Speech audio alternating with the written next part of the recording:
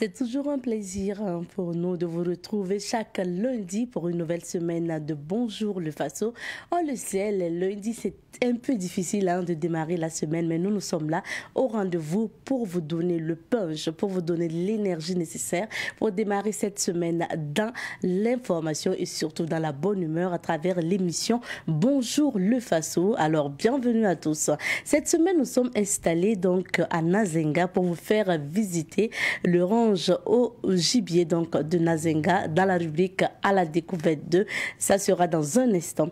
Et pour la revue de presse d'aujourd'hui, nous serons avec Rachida Sadzango qui va partager les informations avec nous. Notre invité du jour est le chef de Dawelge. Il s'agit de Naba Boualga. Naba Boualga qui est par ailleurs le président de l'association pour la tolérance religieuse et le dialogue interreligieux. Avec notre invité, nous allons parler de cette contribution qu'il a proposée. C'était en octobre 2021 dernier dans le cadre des contributions au renforcement de l'unité nationale. Pour lui, il y a des expressions et des mots à ne pas utiliser en période de guerre. Nous allons découvrir ensemble ces expressions, ce champ lexical avec notre invité de ce jour. Merci de nous renouveler votre fidélité. Puis bien sûr, dans la deuxième partie de cette émission, nous recevrons des annonceurs. Nous allons recevoir celui-là même qu'on appelle Oumarou Oubda. Il est justement le PDG donc, de l'entreprise Argile Santé qui commercialise Nord Parfum et d'autres produits. Nous le recevrons en deuxième partie de cette émission pour encore parler de ces produits en promotion. Installez-vous bien parce que l'émission du jour, ça promet avec l'équipe de réalisation de cette semaine. C'est parti.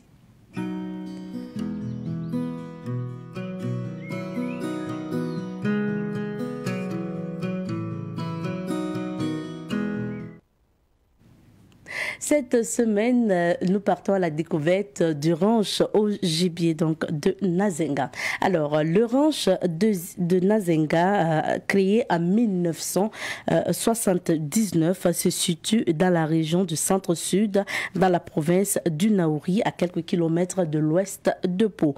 Il est l'une des premières expériences de ranch de gibier en Afrique de l'Ouest.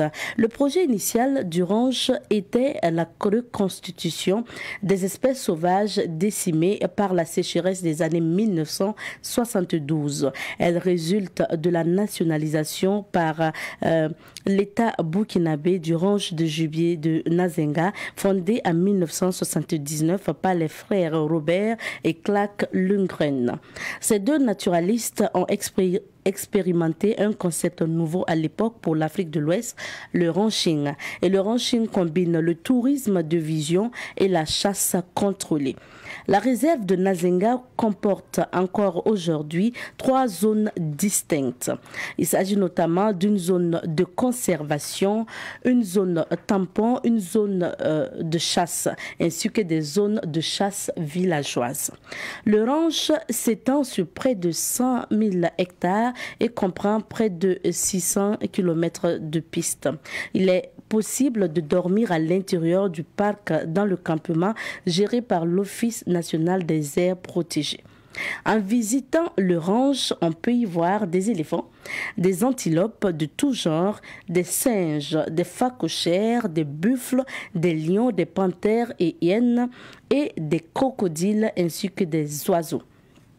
À côté de cette faune, il y a une flore très intéressante. Vous verrez des baobabs, des caïcédras et d'immenses fromagers. Aujourd'hui, le ranch au gibier de Nazenga n'est plus au jour de sa beauté et a besoin de réaménagement. Selon les gestionnaires, les visiteurs du ranch se font rares depuis quelques années et puis les animaux s'ennuient tout simplement.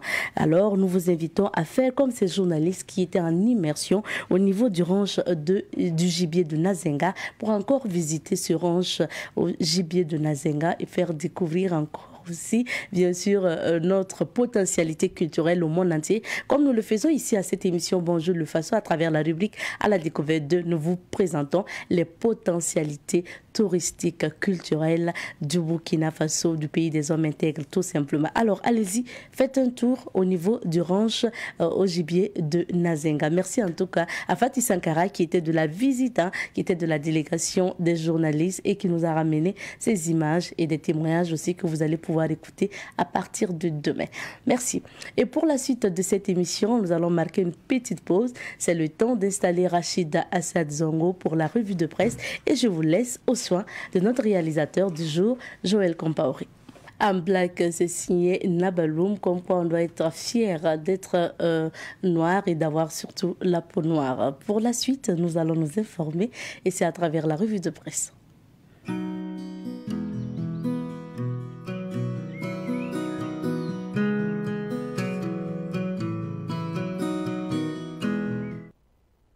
Nous sommes lundi et nous recevons pour vous Rachid Assad Zongo pour la revue. Bonjour Rachid. Bonjour Abzeta et bonjour à ceux qui nous suivent pour ce lundi 10 janvier 2022. Alors, nous débutons par quel journal aujourd'hui? Alors, le premier journal qui nous entretient, c'est le journal Le Quotidien. Et à sa une, on peut y lire déclaration de politique générale, examen de passage réussi pour le Premier ministre Lassina Zerbo. Autre sujet, sommet de la CEDEAO sur le Mali, les lourdes sanctions contre la junte, c'est-à-dire à la page 4 du journal Le Quotidien du jour. En droit du massacre de Yirgou, si le dossier Yirgou n'est pas bien traité, cela ne peut conduire à d'autres Yirgou. Propos de Dr Moumouni Nianene.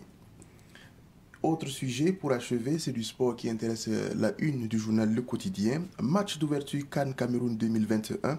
Les Lions domptent les étalons par 2-1. L'Observateur Palgan, grand titre, revient également sur la déclaration de politique générale de Lassina Zerbo. Onction parlementaire pour un PM, pour parler de Premier ministre, prêt au combat. C'est à lire à la page 2 du journal L'Observateur Palga du jour. Toujours avec le même journal, Cannes 2021, les étalons trébuchent d'entrée face aux lions indomptables du Cameroun. Vite, il faut se remettre en selle, c'est-à-dire à travers commentons l'événement, respectivement aux pages 14 et 5 de l'Observateur Palga du jour.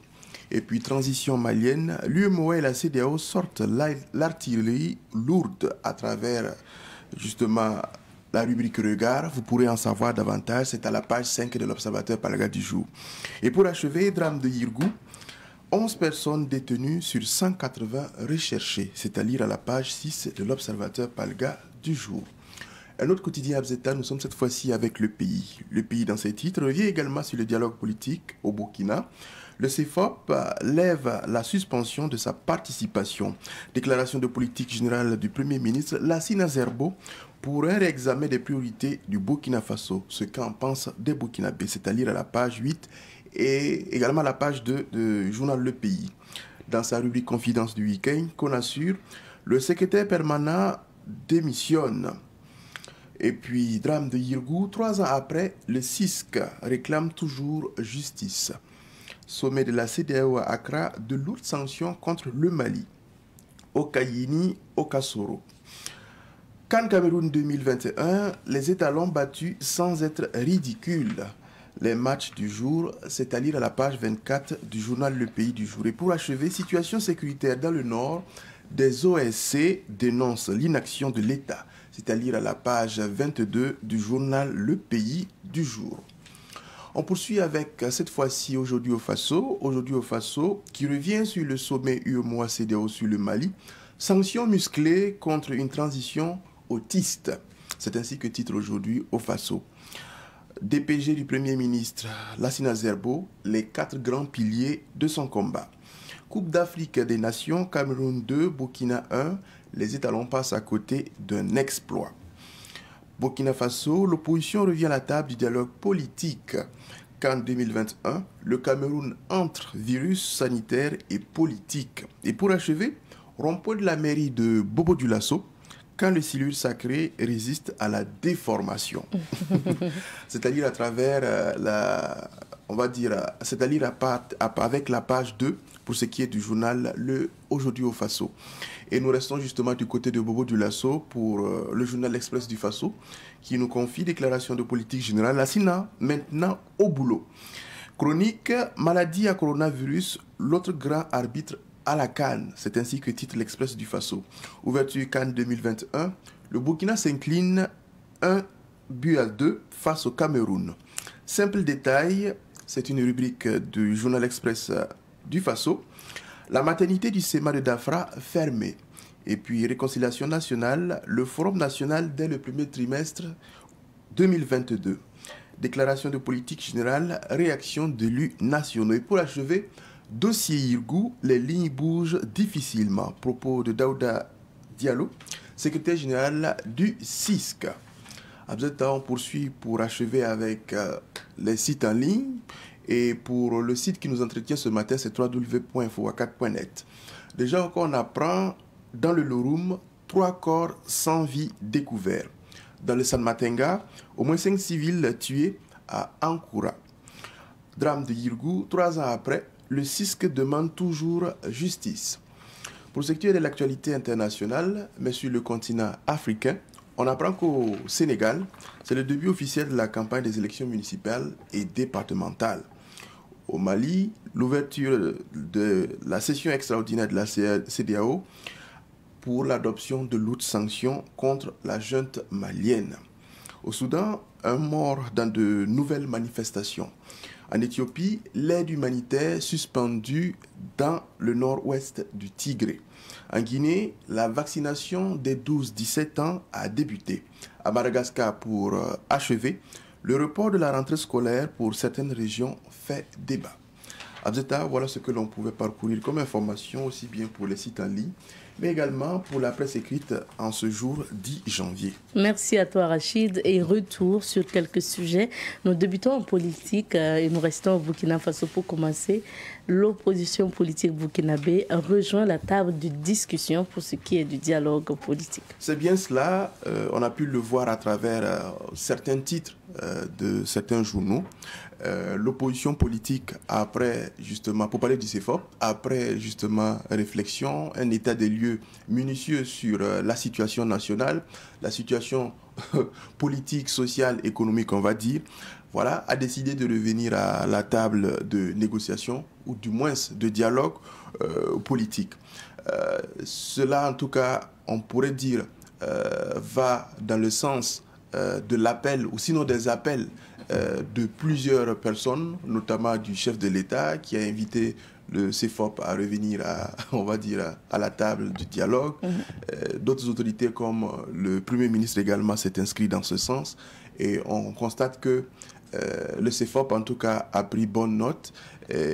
Nous avait confié, lors de sa dernière sortie médiatique, qu'il allait prendre, en tout cas, la résolution pour faire savoir quelle est sa position par rapport au dialogue politique. Et cela, c'était en lien avec la dernière visite du ministre en charge de la réconciliation nationale, qui avait en tout cas demandé que l'opposition puisse revenir, en tout cas pour ce qui est des concertations en lien avec notamment le forum de la réconciliation en vue. Après, on a vu le nouveau médiateur du FASU également dans les locaux de Idi Kombeo. Tout à fait. En tout cas, une panoplie on va dire, d'autorités, une panoplie en tout cas de responsables d'institutions qui ont fait le tour du côté du CEFOP pour appeler les acteurs de l'opposition politique burkinabé à revenir à la table du dialogue. Je pense que c'est chose faite, c'est acté. Le CEFOP dit revenir en tout cas à la table du dialogue. On verra concrètement qu'est-ce qu'il en sera. Nous ne sommes pas dans le secret des dieux pour dire véritablement s'il y aura un revirement de situation, et en fonction également des discussions qui auront lieu, quelles seront justement les nouvelles perspectives pour, en tout cas, au vu de l'analyse de la situation nationale de façon générale. Qu'à cela ne tienne, pour, on va dire, nous, de façon générale, c'est bon à entendre.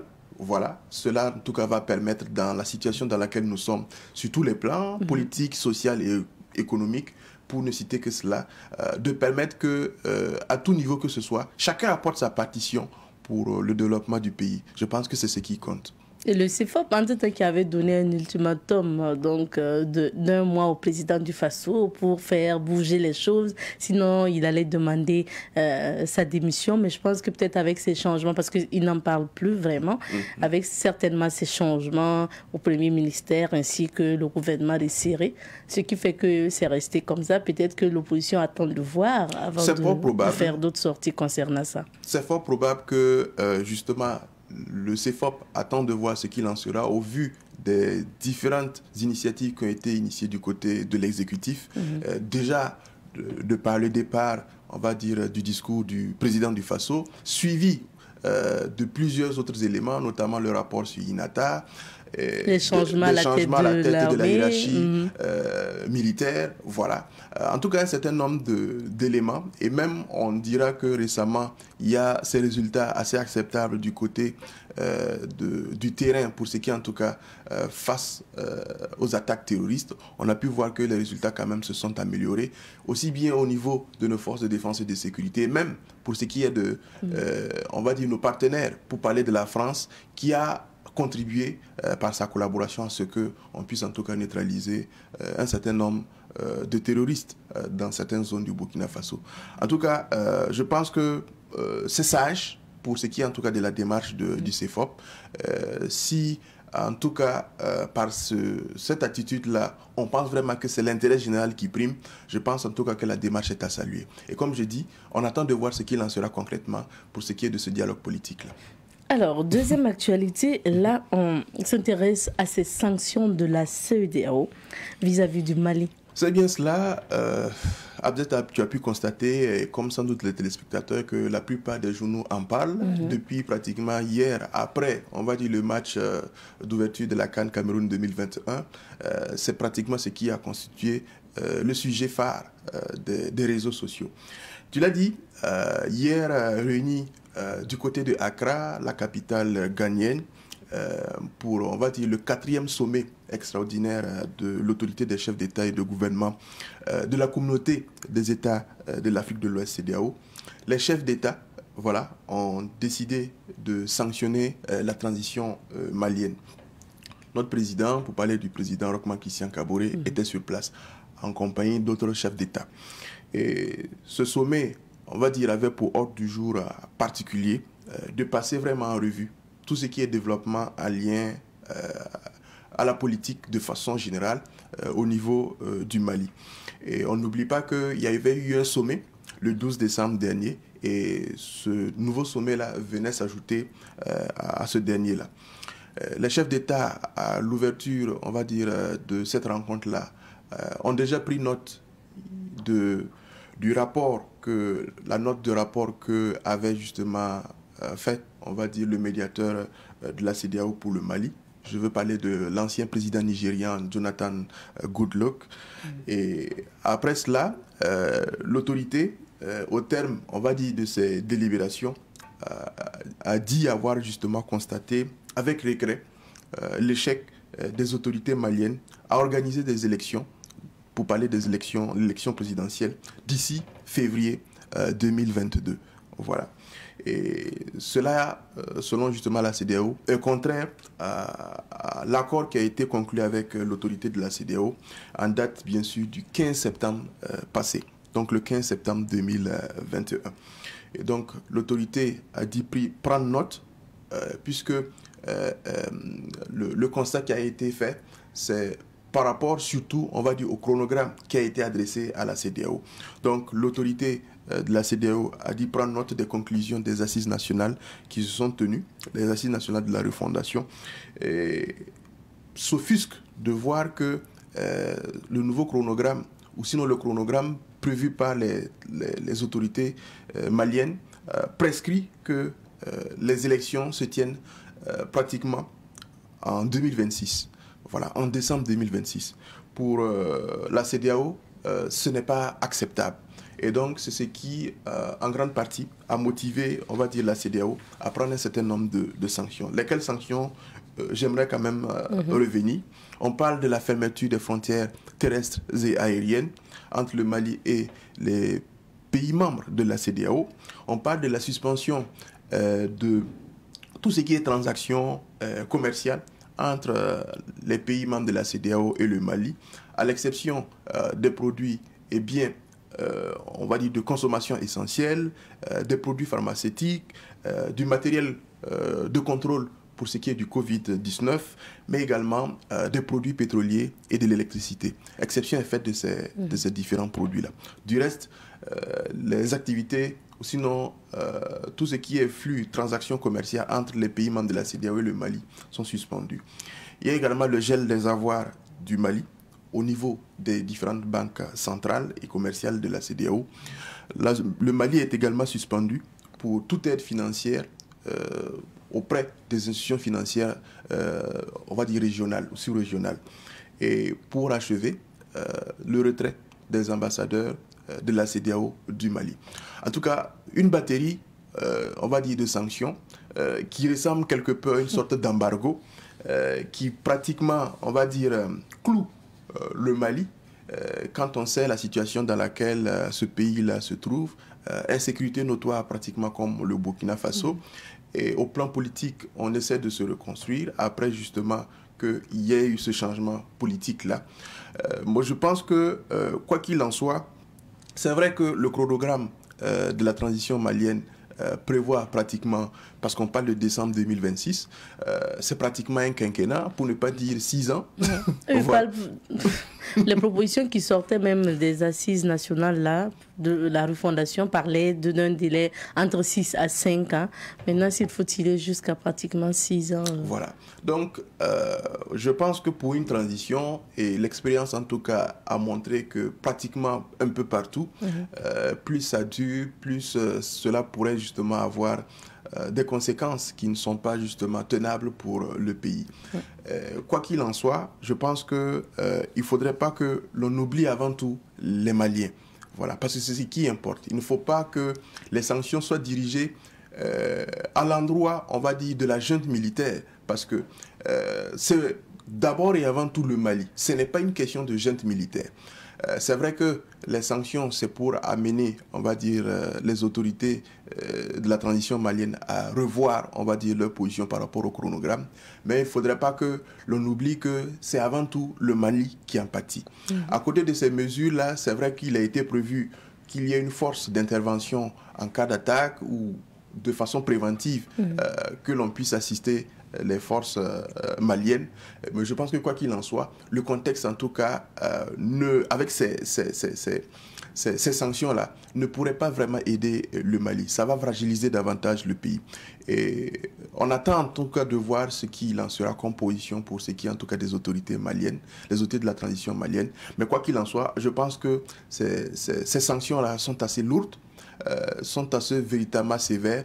Et ce qu'il en sera éventuellement, il ne faudra pas s'étonner qu'il y ait un bras de fer, ça c'est évident. Le bras de fer sera. Maintenant, est-ce que ce bras de fer-là va prendre du temps?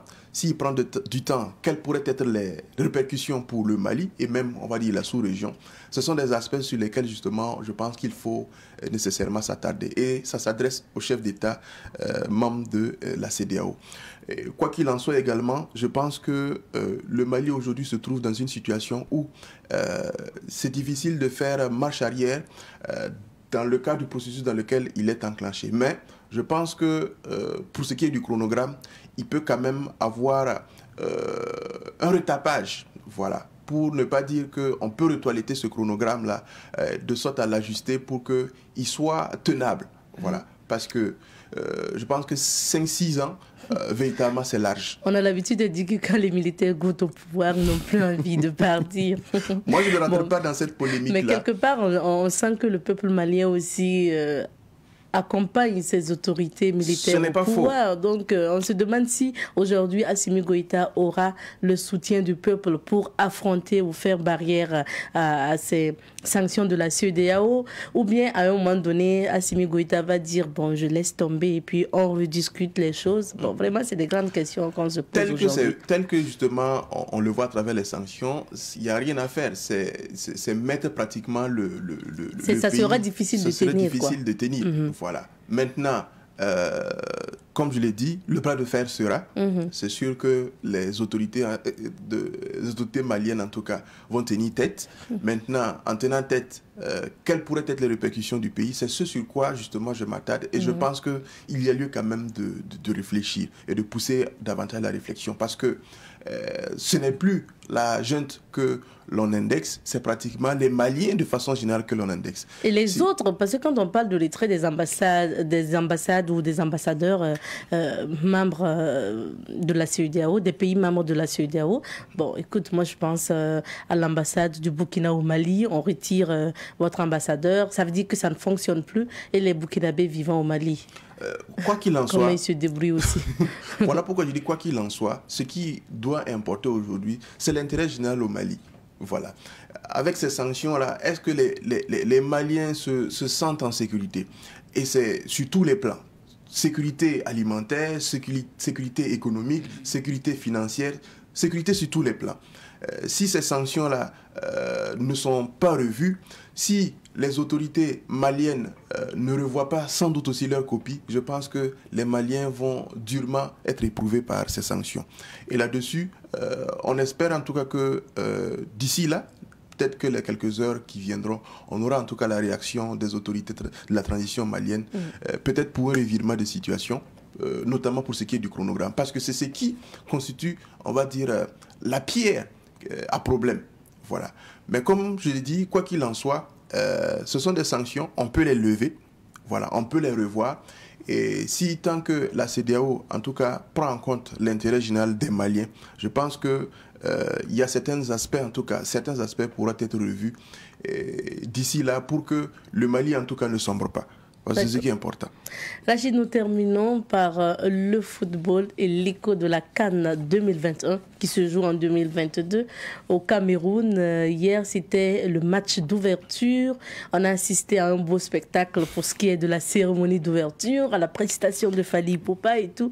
Mais pour ce qui est du football, malheureusement pour les Étalons ont perdu face aux Lions. C'est ça. Bon, je commenterai tristement, on va dire, cette actualité. C'est vrai qu'on a pu le constater hier, hein, comme tu l'as dit, après pratiquement avoir ouvert le score à la 23e minute sur un but de Gustavo Sangaré. Les Étalons ont été renversés avant même la fin de la première partie du jeu. Et Aboubakar Vincent du Cameroun qui a pratiquement, on va dire, raflé les buts grâce à 2 pénaltys obtenus par le Cameroun.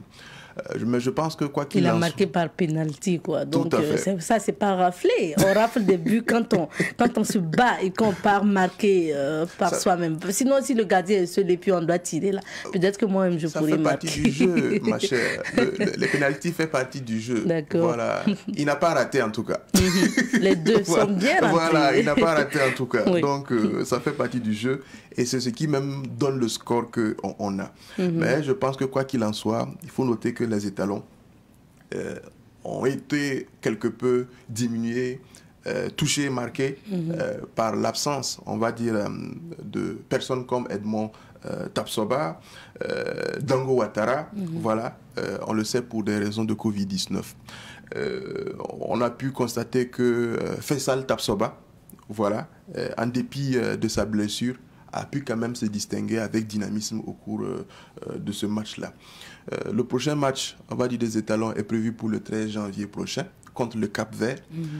Un duel qui nécessairement il faudra faire en sorte en tout cas de remporter si on veut rester dans la compétition. Et quoi qu'il en soit, nous sommes en tout cas pour parler des Burkinabés du côté de nos chers Étalons. Nous les supportons et les supporterons toujours. Et on espère que la situation qu'il y a eu bien avant l'ouverture, notamment pour ce qui est des tests à polémique, tout à fait, cela justement ne va pas jouer sur le moral de nos chers Étalons. Soyons toujours fair play, allons dans le sens de ce qui va nous permettre d'aller à la victoire. On a foi à nos Étalons et on attend de voir ce qui sera du prochain duel, notamment avec le Cap-Vert. Bonne chance, on a juste perdu hier, mais on va se rattraper Quelqu'un disait hier que de toute façon, nous, on va se retrouver en finale. Tout à fait, ayons foi. Ayons foi, tout simplement. Merci et courage aux étalons. Merci à toi, Rachid. Merci, Abzeta, et bonne suite en compagnie de tes téléspectateurs. Et je t'invite au voyage du jour, puisque nous découvrons les couleurs du temps de quelques villes d'affaires. Donc, partons pour le voyage pour ces villes. Nous poursuivons avec cette émission et comme annoncé, notre invité est bien installé sur ce plateau. Aujourd'hui, nous parlerons donc du champ lexical à utiliser, surtout en période de guerre. Alors, nous allons retrouver notre invité après ceci.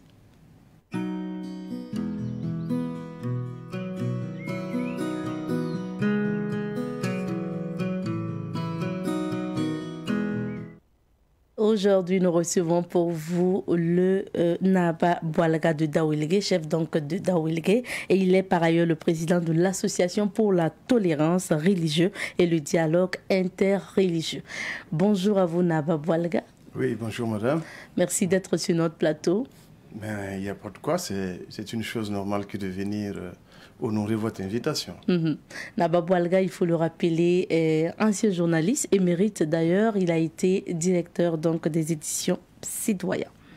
Alors, avec notre invité aujourd'hui, nous parlons de la contribution qu'il a faite en octobre 2021 dans le cadre des contributions au renforcement de l'unité nationale. Dans cette contribution, il relève des mots et expressions proscrits, du moins, c'est pour renforcer les liens entre les citoyens burkinabés. Nous en parlerons tout à l'heure. Mais avant, question d'actualité, on sait que nous débutons l'année 2022.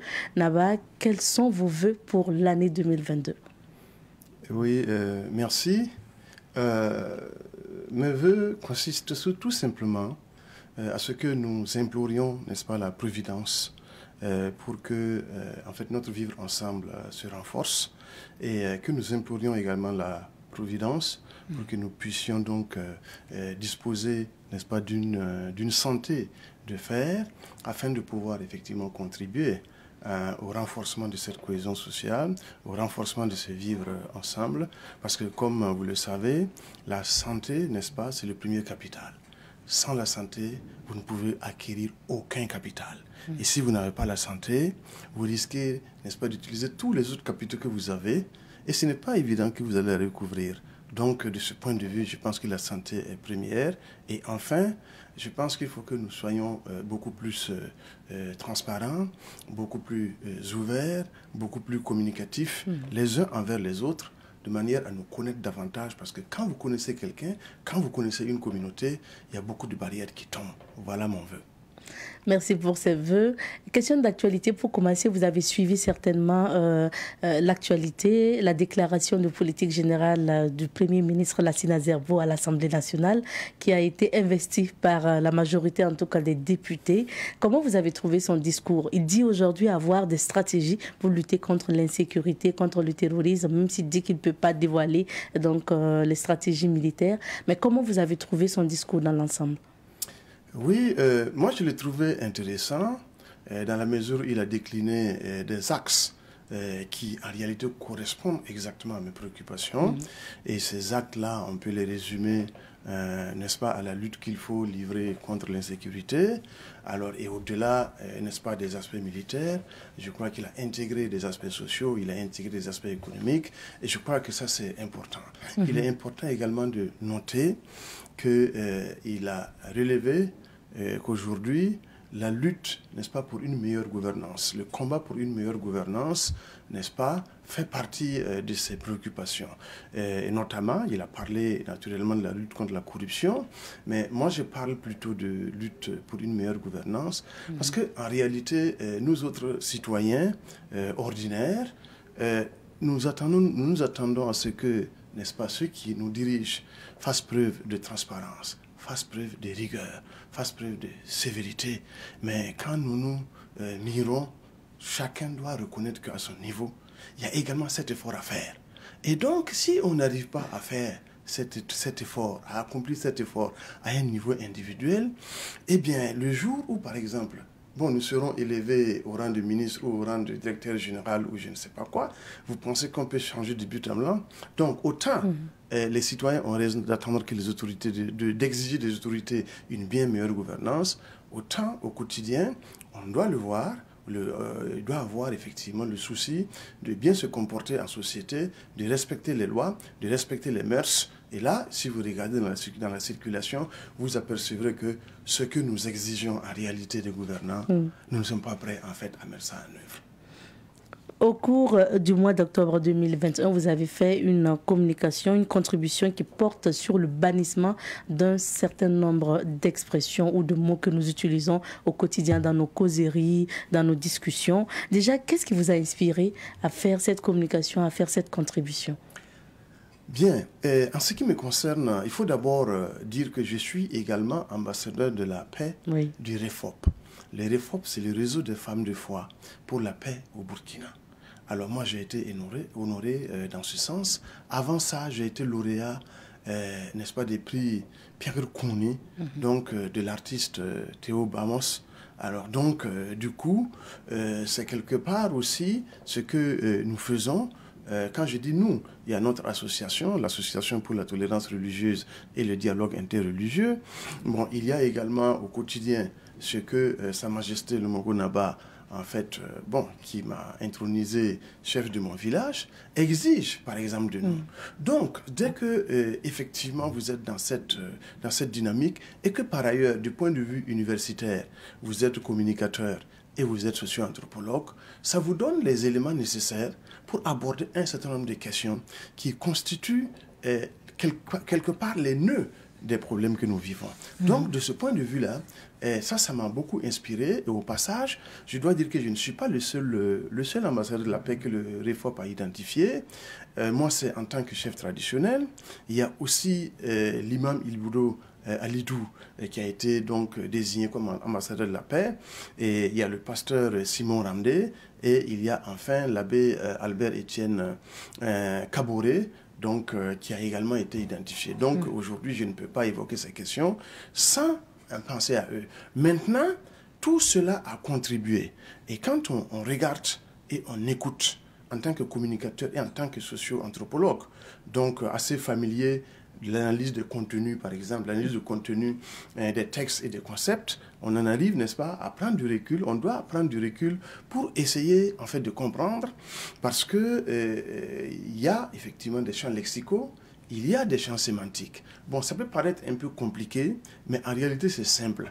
Quand on parle de champ lexical, ça veut dire que c'est différents mots, en fait, qui sont synonymes, qui ont la même signification. Si on dit une demeure, et on dit une maison. En fait, ce sont des synonymes. Donc, c'est en fait un même champ lexical, parce que c'est des synonymes. Si on dit le champ sémantique, c'est par exemple un mot, par exemple, qui peut avoir plusieurs significations. Donc, si vous prenez le mot, la boisson alcoolisée, bière, c'est exactement le même mot que l'on utilise pour dire bière en tant que cercueil. Donc, le cercueil aussi, la mise en bière, c'est-à-dire la mise en cercueil. Donc, ça veut dire, si vous prenez le même mot, c'est le même mot, mais qui a deux sens. Donc, c'est le champ sémantique. C'est-à-dire qu'il y a plus d'un sens, il y a plus d'un sens dans ce mot. Donc, de ce point de vue-là, c'est bien. Et si on ramène ça à nos préoccupations vraiment à l'ordre du jour, vous prenez, par exemple, le amoré, bon, la langue que je connais, bon, le mieux. Bon, donc, si vous prenez amoré, il faut que vous considérez amoré. Si on dit un moira, mais c'est effectivement le singulier de Mosé, donc c'est la personne. Ça, mais amoré, si on dit celui-là est un moira, alors qu'il est effectivement un moira, ça veut dire qu'il n'a pas été circoncis. Donc le champ, par exemple, sémantique ici, comporte deux significations. Alors, donc le moira qui est, voilà le singulier de Mosé, le groupe ethnique, et puis le moira qui n'est pas circoncis, donc on dit, ben, lui là même c'est un moira, c'est pas la peine, il ne peut pas causer avec nous. Donc, et là, il y a un côté péjoratif, bien entendu. Alors, donc, il y a un côté péjoratif, tandis que si vous dites que vous êtes un moira ou une moira, il y a un côté mélioratif. Donc, de ce point de vue-là, si on n'arrive pas à identifier ces subtilités, on peut, par exemple, être amené à tenir des propos et des discours qui, en réalité, et mettre à mal, n'est-ce pas, la cohésion sociale. Donc, voilà, on peut donner beaucoup plus de précision. Nous allons revenir sur les exemples plus tard. Mais là, vous n'accusez pas des communautés, mais vous accusez plutôt une certaine élite qui emploie souvent des mots aussi qui peuvent choquer. Oui, en réalité, dans nos communautés, quelle que soit la communauté, quand on porte un regard sur une autre communauté, il y a toujours des aspects péjoratifs, à des degrés divers. Ça, dans toutes les communautés, c'est clair. Les régions aussi, c'est pareil. Bon, vous prenez les Moussé, quand on dit, voilà, les Taulense, c'est-à-dire les Moussé de l'Ouest, là, dans le Bulkimde, c'est péjoratif. Alors, donc, et quand on dit, les gens de Ouaga, par exemple, bon, leur caractère Mouaga, là, est sujet à caution, c'est pas évident qu'ils soient des Moussé. Ça, ce sont nos parents de Yatenga qui nous disent ça. Bon, nous aussi, on leur dit, bon, quand on écoute leur moré, ça, c'est pas du moré, hein. Ça ressemble plutôt à la langue de... Bon, il y a une langue de la région là-bas. Donc, du coup, on porte un regard sur l'autre. Ça, c'est compréhensible et c'est quelque part normal, entre guillemets. Pourquoi c'est normal? Parce que nous sommes des humains et dans nos communautés, là, ça fait partie des normes. Maintenant, si on dépasse nos communautés, si on s'élève au-dessus de nos communautés et on voit la question là à travers l'État, ce n'est plus une norme qu'il faut valoriser. Voilà, ce n'est plus une norme qu'il faut valoriser, c'est plutôt des choses, il faut trouver des concepts ou des expressions de substitution. Il faut remplacer cela. Alors donc, de ce point de vue, et maintenant les élites doivent être les porteurs.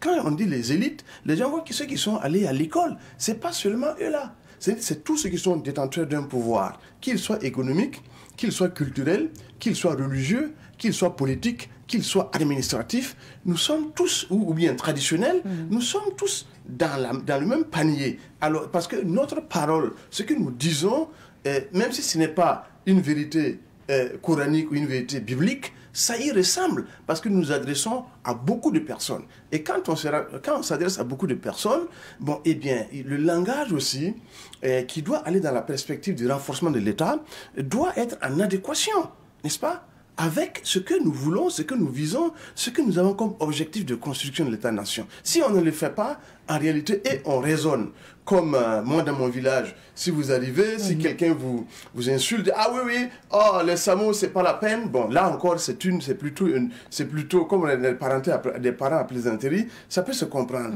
Mais si on arrive, on va peut-être essayer d'utiliser des mots stigmatisants vis-à-vis de certaines communautés. On peut encore comprendre, parce que celui-là, il n'a pas quitté son village, donc il ne comprend pas. Mais nous autres, ou en tout cas les opérateurs économiques, ou les religieux, etc., qui sommes entrés en contact avec beaucoup de communautés, avec beaucoup d'idées, avec beaucoup de monde, avec beaucoup de régions, nous devrions avoir un esprit beaucoup plus ouvert et prendre davantage de recul pour apprécier les choses et non pas simplement aller dans le sens du commun, dans le sens commun. Voilà. Merci. Alors, je souhaite quand même qu'on revienne à l'élite. Vous avez cité beaucoup d'exemples. L'élite, on retrouve l'élite un peu partout, hein. Et maintenant, quel doit être le rôle de l'élite pour peut-être aller vers un vocabulaire amélioratif au lieu peut-être de mettre mal à l'aise en utilisant un autre vocabulaire? Moi, je vais vous prendre des exemples concrets. Donc, parce que il y a, grâce justement au REFOP et à ses partenaires, il y a un atelier que nous avons donc organisé donc, en décembre et ça réunit par exemple les différentes communautés religieuses, ça réunit également des femmes, des jeunes, des anciens, des chefs traditionnels. Et puis, à partir de là, il y avait les foulaphones, il y avait les djoulaphones, il y avait les moréphones. Et on a dans les groupes de travail, par exemple des foulaphones, on a dit très bien, il faudrait peut-être trouver des mots en fulfulde, par exemple, qui peuvent paraître stigmatisants aux yeux, par exemple, des autres communautés. Alors, et les autres aussi, les moréphones et les djoulaphones étaient également soumis à cet exercice. Et ensuite, il faudrait proposer, par exemple, des mots, par exemple, de substitution qui soient amélioratifs, ou en tout cas des périphrases qui amènent à éviter d'utiliser certains mots à la place d'autres. Alors, et quand on est arrivé là, vous voyez, moi, si vous prenez par exemple les Peuls, on va dire, oh là là, dans beaucoup de groupes ethniques, on va dire, ah oui, ces gens-là, c'est des Mwamba, c'est des singes. Je suis très concret. Hein.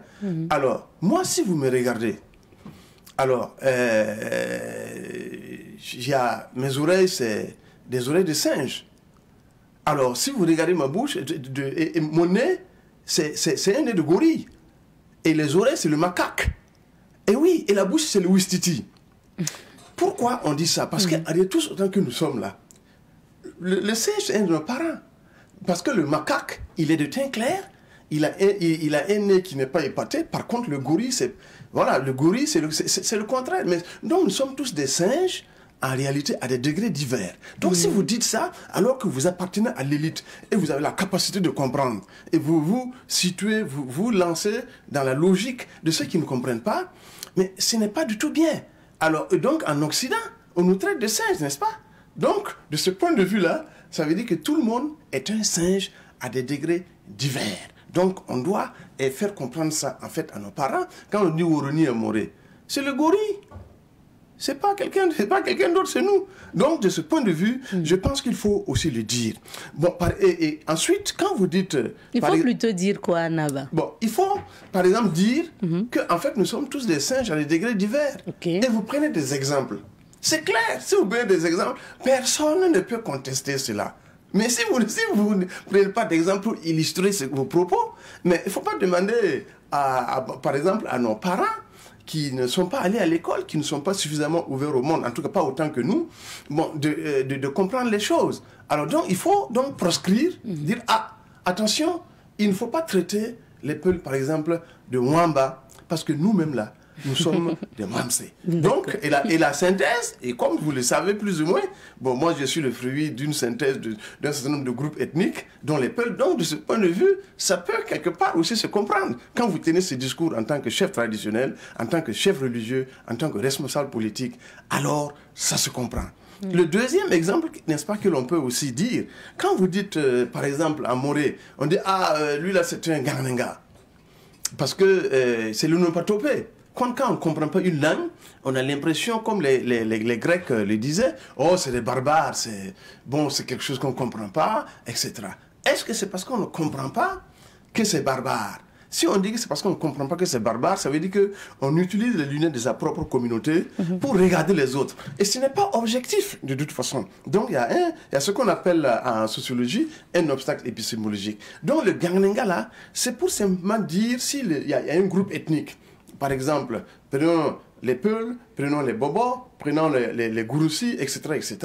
Ben, on dira, eh bien, voici je ne comprends pas la langue, mais ça ressemble quand même au Goudmanchema, mais pas dire, par exemple, Gangnenga. Alors, donc, nous, on peut le dire au Sana, qui est le pluriel de sang, c'est-à-dire les Samo, ceux que nous appelons Samo, en fait, c'est des sangs. Et la langue, donc, c'est également le sang, et le pluriel, ce sont les Sana. Nous, on peut le dire. Les Mossés peuvent le dire. En tant que parent plaisant. Oui, tout à fait. Mais quelqu'un d'autre ne devrait pas, en réalité, le dire dans sa langue. Parce que là, ça devient tout à fait autre chose. Donc, ça veut dire qu'il ne faut pas employer, par exemple, ces mots-là. Et en Djoula, quand vous dites Boyorodian, bon, quelque part, eh bien, il y a véritablement un problème. Quelqu'un qui vient d'ailleurs, mais avec un contenu fortement péjoratif. Et enfin, vous me le permettrez, en Fulfulde, si vous dites Kado, hein, par exemple, ça veut dire que c'est tout ce qui n'est pas Peul, alors tout ce qui est nègre, tout ce qui n'est pas une peau, j'allais dire... oui, tout ce qui est foncé. On va dire foncé, voilà, okay. Voilà, tout à fait. Donc ça, et là, moi je n'invente rien, hein, ça fait l'objet de discussions entre nous lors de l'atelier. Donc ça mérite d'être dit, ça mérite d'être connu, et donc, et ce que moi, et ma contribution à laquelle vous faites allusion, ça a été une réflexion en aval, de manière à servir de matière première, bon, à ces activités-là. Et là, effectivement, on a fait un exposé, voilà, sur cette contribution-là. C'est assez d'exemples. Moi, j'ai relevé justement diaspo, les termes comme diaspo ou nous du centre, étranger, mon frère, ma soeur, mon parent. Pour vous, ces expressions sont des expressions à problème et il faut les éviter tout simplement. Mais absolument, absolument. Et donc, peut-être que si vous donnez les références, s'il y avait, moi je ne me souviens plus de l'écrit est assez long, hein, je ne l'ai pas sur moi ici. Absolument. Non, mais c'est pour dire que de toute façon, il n'y a qu'à aller sur les moteurs de recherche, dont je ne ferai pas la publicité ici, et puis vous écrivez, et voilà, les mots-clés que vous voulez, et puis l'article va sortir. Effectivement, quand vous dites, quand moi je suis avec vous, vous dites, ah, mon parent, il y a 4-5 personnes, mais les autres là sont supposés ne pas être vos parents, et ils ont qui? Alors, donc, de ce point de vue, c'est un problème. Alors, maintenant, peut-être qu'il ne faut pas exagérer, mais il faut déjà se prémunir. Il faut déjà que les gens y pensent. Parce que ce n'est pas méchant de dire « Ah, mon frère, mon parent, ma soeur, ma parente, etc. » A priori, ce n'est pas mauvais. Mais quand ça évolue, même l'affaire de Mwamba, mais au départ, selon ce qu'on nous a dit, ce n'était pas forcément méchant. Mais quand vous êtes un groupe ethnique, par exemple, avec un poids démographique certain, quand vous le dites avec insistance, à un moment donné, naturellement, ça ne peut pas ne pas poser problème. Alors donc, et de ce point de vue, la responsabilité incombe surtout aux principaux, par exemple, groupes socio-ethniques, de revisiter. Et c'est pour ça que nous avons proposé au RIFOP qu'une étude soit menée sur ces champs lexicaux et ces champs sémantiques des principales langues du Burkina. Et puis ensuite, on pourrait proposer des concepts, n'est-ce pas, de substitution, et puis en faire la publicité à travers, par exemple, pas la publicité, mais informer les gens à travers des capsules d'1 minute, de 2 minutes, et nous sommes dans cette dynamique. On est à la recherche, n'est-ce pas, d'un soutien, mais je pense que les belles idées finissent, n'est-ce pas, par trouver preneur. Donc, moi, je suis optimiste. Et pour revenir à ceux qui doivent changer leur façon de faire, vous évoquez des lobbies tapis dans l'ombre qui voudraient dominer d'autres personnes et d'autres communautés. Oui, mais il ne faut pas se le cacher. Par exemple, si vous écoutez, heureusement qu'on l'entend de moins en moins, les discours de certains politiques, et ça, la responsabilité revient prioritairement, en fait, aux politiques. Parce que c'est eux qui ont, quand je dis politique, c'est aussi bien ceux qui nous gouvernent que ceux qui ont pour programme, n'est-ce pas, de conquérir et de gérer le pouvoir d'État à notre profit. Donc, tout le monde est mis dans le même sac. C'est leur discours qu'ils doivent raboter, qu'ils doivent adapter. Donc ça, c'est d'abord eux. Et on a entendu. Vous avez cité un exemple d'un homme politique que vous n'avez pas voulu citer. Oui, mais, nommer, mais c'est connu, mais je pense qu'il a tiré les leçons. Docteur Ablassé Ouedraogo. Bon, je pense qu'il a tiré les leçons. Bon, et que, bon, ça peut nous arriver. Peut-être que demain, moi-même, je vais tomber dans ce piège. On ne sait jamais. Donc, quand, effectivement, on porte une appréciation, un jugement sur quelqu'un, il faut très vite se dire que, en tant qu'humain aussi, même si ce n'est pas dans le même registre là, j'ai pu aussi commettre des erreurs sur d'autres registres. Et donc, de ce point de vue, il faut, faut relativiser. Et donc, les politiques, c'est important. Les religieux, c'est particulièrement important. Alors, donc, et ça, et les chefs traditionnels, c'est également pareil. Alors, donc, je ne veux pas citer les autres, mais ils sont également concernés. Je parle des artistes, je parle des opérateurs économiques, nous-mêmes communicateurs, parce que nous sommes des leaders d'opinion. Alors, et ça, et les gens les écoutent et adaptent plus ou moins leur discours, bon, à la manière dont nous nous exprimons et au contenu de nos idées. Vous dites que le poids ethnique, l'importance confessionnelle, la fortune, la détention de la science ou de la technique ne confèrent aucun droit au groupe. Donc, qu'est-ce qu'il faut retenir? Il faut retenir en termes clairs que si, par exemple, les Mossé disent, bon, nous sommes le groupe ethnique le majoritaire, c'est nous qui devons diriger le pays. Il n'y a pas de Burkina. Soyons sérieux. Ah, et quand on regarde ce que nos ascendants là, on fait comme travail pour que ce pays soit ce qu'il soit, au-delà des différences ethniques, au-delà des différences régionales, au-delà des différences religieuses, c'est pas à nous de venir vendanger ça. Ensuite, si par exemple, voilà, certains, par exemple, je prends par exemple l'exemple de certains musulmans, disent, ah, nous sommes majoritaires, on doit diriger ce pays. Ah, ça ne va pas. Ensuite, si les chrétiens disent, nous là, les autres ne connaissent rien, la crème là de la société, c'est nous. Parce que nous sommes les plus instruits. Donc, alors que pour un wagon, pour un train, j'ai dit ça, pour un train, il faut seulement une locomotive pour conduire le train. même s'il y a 500 wagons. Donc nous là, c'est nous qui devons diriger le pays. Personne d'autre ne doit mettre sa main dedans. Alors, ça pose problème. Alors, ou bien les gens disent, ah, nous du centre, parce que bon, les Moussés du centre, en tout cas, je crois que ils sont les plus nombreux. Ils disent, ah oui, c'est nous, les gars du Yatengala, même, c'est pas la peine. Eh oui, les gens de Tinkorgo, bon, ce sont nos ancêtres, mais bon, c'est pas la peine, c'est la portion congrue. On dit, ah, les gens de Bousmala, c'est... Mais ça ne va pas. Donc, ça veut dire qu'il y a véritablement un problème. Et ce que je dis, en réalité, vous écoutez, mais vous allez entendre cela. Et si c'est le vulgum pecus, c'est-à-dire que c'est Tartampion qui dit ça, et quelqu'un entend et il étouffe ça très rapidement, ça n'ira pas loin.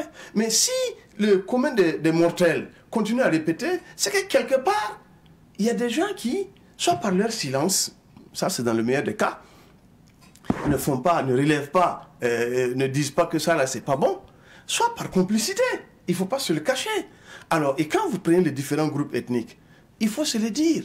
Et même les caractérisations faciles que l'on colle sur certains groupes ethniques, ce sont des caractérisations, il faut aller chercher ça dans l'histoire. Le comportement de chacun de nous, en tant qu'appartenant à un groupe socio-communautaire, c'est intimement lié à son histoire, à l'histoire de ce groupe communautaire. Et si on va chercher, on comprendra que parfois, ce que l'on critique beaucoup, c'est en réaction face à une certaine oppression. Et aujourd'hui, ça ne doit plus avoir droit de citer. Malheureusement, les changements de comportement, ça n'arrive pas du jour au lendemain. Ça ne survient pas du jour au lendemain. C'est un long processus. Donc, il faut que nous révisitions la façon dont nous regardons les autres et qu'en ce moment-là, et puis faire preuve davantage d'exemplarité et de modération dans nos propos. Est-ce que les expressions ou les mots mal inspirés ou mal employés ont des impacts négatifs sur la cohésion sociale ou le vivre ensemble? Surtout, nous sommes dans un contexte d'insécurité. Est-ce que ces expressions-là ont un impact négatif? Oui, absolument. Parce qu'en réalité, ce qui nous arrive aussi, il faut dire que ça fait l'objet d'une longue période, à mon sens, d'incubation. Ce n'est pas du jour au lendemain. C'est-à-dire que ce n'est pas un tonnerre comme ça, subite, dans un ciel bleu, calme, etc. Non, ce n'est pas possible. Il y a plusieurs facteurs qui entrent en ligne de compte. Si vous prenez, par exemple, comment dirais-je, les questions d'ordre politique. Par exemple, il y a un élément. Les questions d'ordre culturel liées par exemple à la scolarisation, ça fait partie des éléments. Quand je dis la scolarisation, c'est pas pour dire, ah oui, ces gens-là, ils veulent pas aller à l'école, ce qui arrive, s'il y a peu de cadres, c'est peut-être parce que, etc., etc. Ça, c'est très facile. Quand on est un dirigeant, on doit aller chercher, derrière ce qui nous est donné à voir, et les causes réelles, en fait, du comportement, par exemple, des citoyens ou des groupes de citoyens. Si on n'a pas le profil, si on n'a pas la capacité de le faire, eh bien, il y a les chercheurs qui sont là, qui peuvent nous expliquer les mécanismes de fonctionnement, n'est-ce pas, de nos sociétés, éclairer l'autorité, faire des propositions afin que ça marche. Sinon, en réalité, c'est un raccourci que nous prenons juste parce que, on est là, on est tranquille, pas de problème, la nature a horreur du changement, l'être humain change difficilement, quand c'est nouveau, vraiment, il est parfois dépaysé. Donc, de ce point de vue-là, il faut aller au-delà de cela. Ensuite, il faut intégrer, par exemple, la question de la religion, c'est vrai, mais c'est peut-être une bannière, c'est pas forcément la religion. Sinon, en réalité, les différents groupes religieux se seraient affrontés. Alors donc, c'est pas forcément cela, et ce n'est pas uniquement cela. Et la solution n'est pas exclusivement militaire, mais la solution, n'est-ce pas, il faut aller la chercher dans le domaine de la culture, il faut aller la chercher dans le domaine sur le plan social, et pas forcément économiquement, ok, mais ce n'est pas suffisant en réalité. Donc, il y a un ensemble de facteurs qui s'imbriquent, qui s'enchevêtrent, et parfois ça devient complètement inextricable. Mais il ne faut pas prendre ça seulement sous un seul angle. Votre association a pour vocation de promouvoir la tolérance religieuse. On imagine qu'il est de plus en plus difficile pour vous, en tout cas, de mener vos missions quand on sait que nous sommes dans un contexte d'insécurité, d'attaques terroristes. Comment l'association pour la tolérance religieuse et le dialogue interreligieux arrive à mener toujours ces activités? Bon, en réalité, c'est parce que c'est difficile qu'on essaye. Parce que s'il n'y avait pas, tout le monde était beau, tout le monde était gentil, et puis et tout le monde vivait dans le meilleur des mondes possibles, en réalité, notre association, peut-être qu'elle n'aurait pas existé, en tout cas pas sous cette forme. Parce que quand on demande, par exemple, à nos gouvernants de faire ceci ou de faire cela pour que nous venions à bout, n'est-ce pas, de ce qui nous arrive, de l'insécurité, il faut se poser la question, et nous? Si on exige de nos gouvernants de faire ci ou ça, alors nous, là, posons-nous la question, qu'est-ce que nous devrons faire? Qu'est-ce que nous ne devons pas faire? Voilà, pour apporter notre contribution. Parce que l'État, c'est aussi nous, même si nous ne sommes pas les représentants du point de vue démocratique, n'est-ce pas? Alors donc, ça veut dire que c'est pour ça que l'association a été créée. Nous avons donc 13 points focaux. Donc, dans toutes les 13 régions, nous avons des points focaux. Et les gens, ils travaillent. Il y a des activités qui sont menées. Bon, donc, et qui sont médiatisées. Il y en a qui ne le sont pas du tout.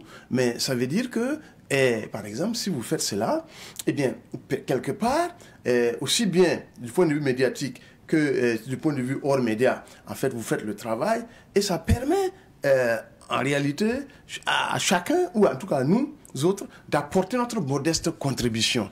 Alors, et pour terminer en ce sens, quand on dit qu'il faut revisiter les champs lexicaux et les champs sémantiques, naturellement, nous, nos points focaux qui sont dans les régions, quand ils s'approprient cela, dans leur discours, ils vont nécessairement faire preuve d'exemplarité et ça va faire mouche.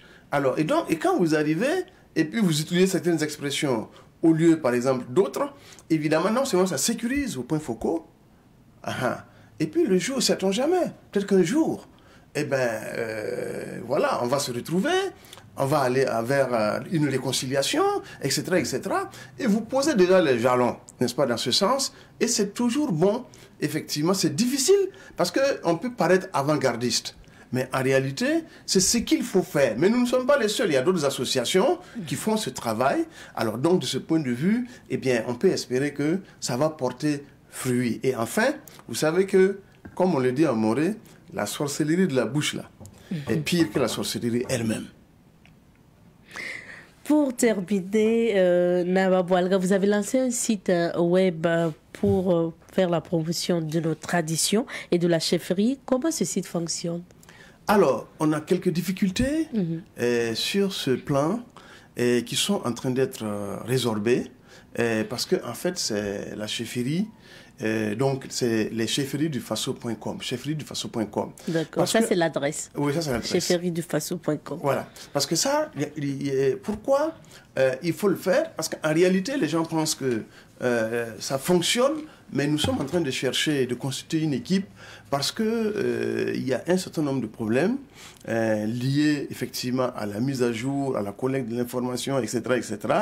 Et bon, que je n'exposerai pas ici, mais en tout cas, le mois de février, bon, on doit voir effectivement les choses reprendre et nous ne serons pas mécontents de venir également, d'être invités pour effectivement en parler. Mais en attendant, bon, on se donne rendez-vous pour février. Alors donc, et ensuite, pourquoi les chefferies du Faso.com? Il y en a qui pensent que nos sociétés sont il y a des sociétés qui sont des sociétés acéphales, c'est-à-dire il n'y a pas de chef. Mais c'est faux. Il n'y a pas de société où il n'y a pas de chef. Maintenant, l'appellation peut différer d'une société à une autre. L'accoutrement peut être différent d'une société à une autre. L'étendue des pouvoirs peut ne pas être la même partout. Mais quand vous prenez, par exemple, un patriarche dans certaines sociétés, le plus vieux du village, mais c'est lui qui incarne le chef, c'est lui qui est le chef. Si vous prenez le chef religieux, par exemple, dans le Sahel, là où il n'y a pas par exemple, le représentant de l'émir, là où il n'y a pas un chef de village, c'est lui qui joue ce rôle. Si vous prenez un chef de terre, là où il n'y a pas un chef traditionnel, comme nous autres, c'est lui qui joue le rôle de chef. Donc, de ce point de vue-là, il faut se dire que ça existe. Donc, c'est pour faire la promotion, n'est-ce pas, de la chefferie et essentiellement les chefferies des sociétés les moins connues ou celles qui sont insuffisamment connues ou mal connues. Nous en parlerons certainement à une autre occasion, parce que notre temps est terminé. Aujourd'hui, c'était vraiment de mettre l'accent sur votre contribution au renforcement de l'unité nationale à travers le changement donc de champ lexical et de champ sémantique à utiliser pendant cette période. Merci à vous, Naba Boualga, d'être passé. Je rappelle que vous êtes chef de Daouélégué et par ailleurs président de l'association pour la tolérance religieuse et le dialogue interreligieux. C'est fini pour l'entretien de ce jour. Avec cette émission, et vous le savez, lundi, mercredi et vendredi, vous avez rendez-vous avec Patrick Gampene pour Langue Fourchue. C'est parti et on revient.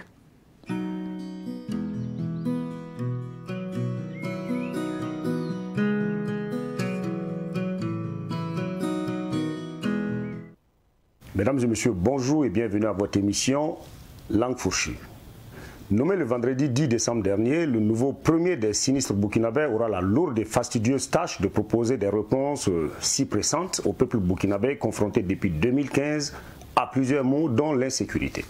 Lassina Zerbo, le plus intelligent des Samo, comme ne manquera pas de le dire le Moro Naba, ce géophysicien qui voulait lancer le premier satellite burkinabé, prend ainsi la tête d'un gouvernement resserré de 26 membres contre 34 de son prédécesseur, sa sainteté Christophe Marie-Joseph, réadmis à la retraite. Après la dernière attaque contre une base de la gendarmerie nationale à Inata faisant plus de 50 morts et les révélations sur les deals Mouta Mouta au sommet de la hiérarchie militaire, le motus Rocus était sorti de son mutisme pour présenter une fois de plus, sinon de trop, ses condoléances aux familles des soldats tombés et annoncer la prise de décision forte et une enquête pour situer les responsabilités sur la mauvaise gestion de la troupe. Sitôt dit, sitôt fait. Dans la soirée du lundi suivant sa nomination, l'ancien secrétaire général de l'OTIS proposera au PF un gouvernement de cohésion, de tolérance et de pardon pour mieux être au service du peuple. On remarquera que celui-là qui a porté l'information sur les ondes, le secrétaire général du gouvernement, Stéphane Sanou, n'aura pas le bonheur de siéger aux côtés du docteur Zerbo. Hormis la non-reconduction du SG du gouvernement sortant, on note des départs notables dont celui du sinistre des affaires étranges, Alpha Barry, qui aura toute la latitude de jouir de l'air pur de la forêt du Kwa à travers de longues promenades.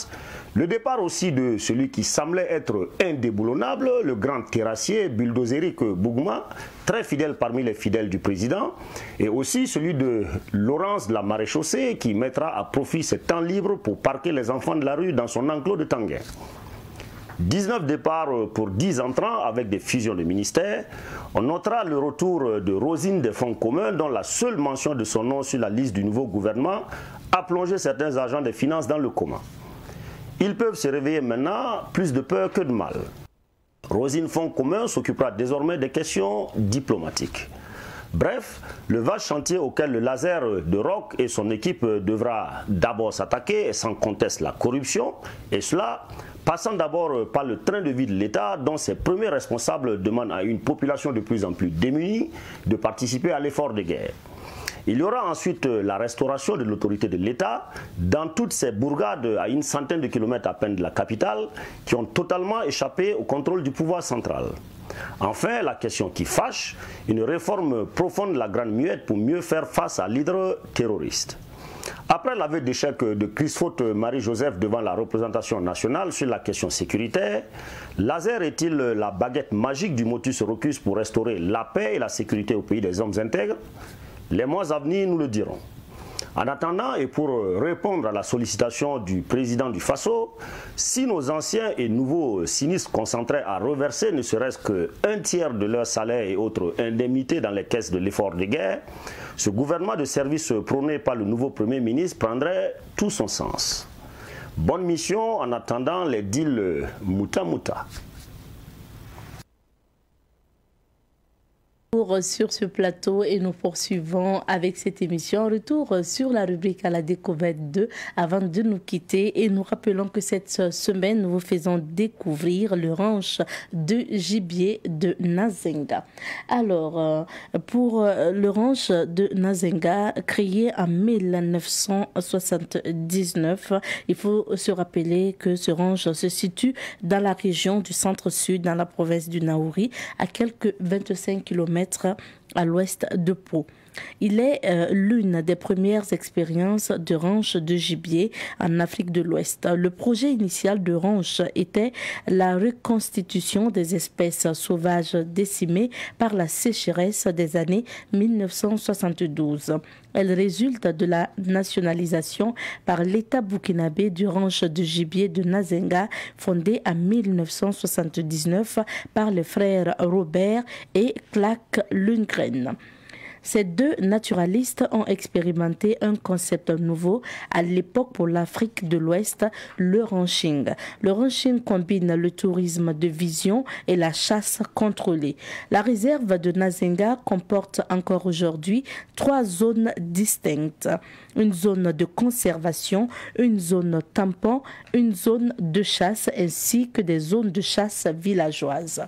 Le ranch s'étend sur près de 100 000 hectares et comprend près de 600 km de pistes.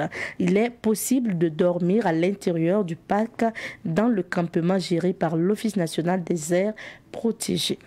En visitant le ranch, on peut y voir des éléphants, des antilopes de tout genre, des singes, des phacochères, des buffles, des lions et panthères et hyènes, des crocodiles également, ainsi que des oiseaux. À côté de cette faune, il y a une flore très intéressante. Vous verrez des baobabs, des caïcédras et d'immenses fromagers. Aujourd'hui, le ranch au gibier de Nazenga n'est plus au jour de sa beauté et a besoin de réaménagement selon les gestionnaires. Les visiteurs du ranch se font rares depuis quelques années. Alors, nous vous invitons à faire un tour tout simplement au niveau du ranch de gibier de Nazenga pour encore visiter ce ranch de gibier de Nazenga pour découvrir encore ces animaux et découvrir les arbres certainement et profiter du bon temps tout simplement. Il y a un restaurant à l'intérieur, donc vous pouvez justement profiter. Merci donc à vous, fidèles téléspectateurs de Bonjour le Faso, et merci à Fatih Sankara qui a ramené ces images. C'est fini pour aujourd'hui, pour l'émission de ce jour.